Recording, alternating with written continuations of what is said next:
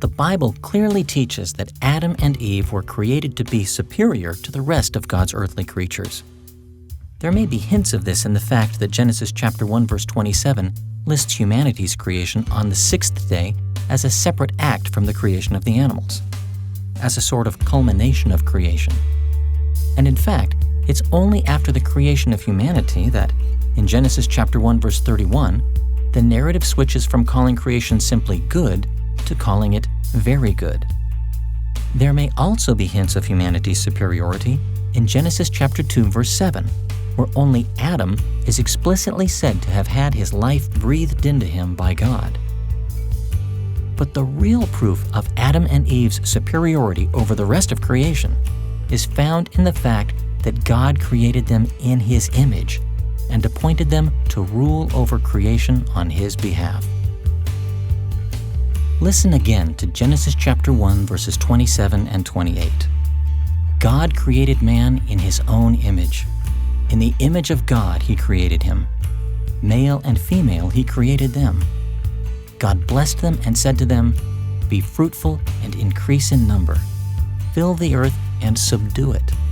Rule over the fish of the sea and the birds of the air and over every living creature that moves on the ground." This same idea is stated in places like Genesis chapter 9 verse 2 and Psalm 8 verses 6 through 8.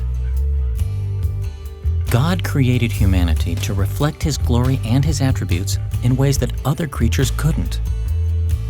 In a later lesson, we'll explore the concept of the image of God in great detail. But for now, it will suffice to say that to be God's image is to be like a picture of God. In the ancient Near East, kings would erect images of themselves around their kingdoms in order to remind their citizens of the benevolence and greatness of the king. In a similar way, human beings are likenesses of God. Our very existence points to God's power and goodness. And because no other earthly creature is God's image, no other creature carries this much honor or so much inherent dignity. Beyond this, God appointed our first parents to rule over every other creature He had made. So humanity isn't just inherently superior, we've also been given a superior role. It's our job to administer God's rule over the earth. God has delegated the administration of His creation to us, and not to any of the animals. And we see confirmation of this idea in Genesis chapter 2 verse 20, where Adam exercised authority over the animals by naming them, and where no animal was found that could help him carry out his appointed task.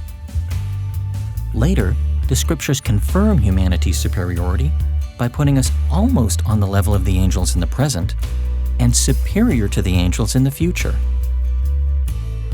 As we read in Psalm 8 verse 5, "You made him a little lower than the heavenly beings and crowned him with glory and honor."